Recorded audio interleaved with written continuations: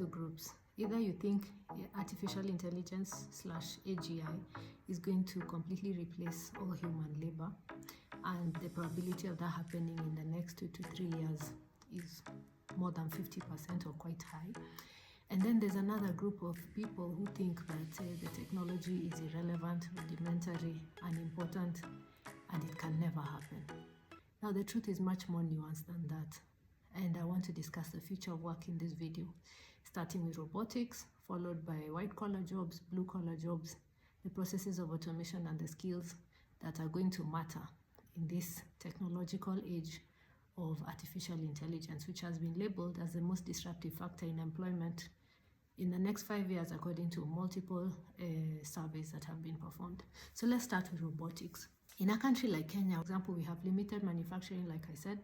Secondly, we have a large portion of our demographic is youthful and unemployed. So there's plenty of cheap labor, and we don't tend to think about automation a lot. Now, on the contrary, there are countries that are heavy on manufacturing, such as China, Germany, Japan, South Korea, Taiwan, and so on. And in addition to having a lot of manufacturing, they also happen to be undergoing a demographic shift where either they have negative population growth or they're having an aging population who are less employable, so to speak. They are skilled, but they're less employable because they are older and so on. So in such setups, it only makes sense to accelerate their use, even greater use in the next 5 years, as forecasted by the World Economic Forum Future of Jobs, which is a large survey of many companies across the globe that are employing up to 40 million people. So that's a reasonable sample size. We can take their consideration seriously, or their predictions. Now, predicting the future in detail is always a fool's game. There are just too many factors, too many variables that can change and can end up maybe making you look like a liar or a fool. But we can still paint the future in broad strokes. We can use our judgment and estimate based on certain factors that we have seen. And just to use a very simple example, Australia, the sun rises in the east, sets in the west. It has done so for the past 50 years, 100 years. So we can say with some level of certainty that tomorrow the sun will rise in the east and set in the west. So these are very large, they are kind of sweeping predictions. You can't take them to be 100% true. And so you require to use some judgment in the things that I'm telling you.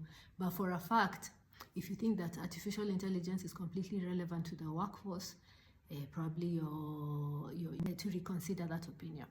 So in looking at robotics, they don't have a great impact on us. But for sure, robotics is going to have an impact on manual labor and repetitive tasks. It has been so in the past with the mechanization of agriculture. And we can see the same thing happening now as robotics become more advanced and more deployed.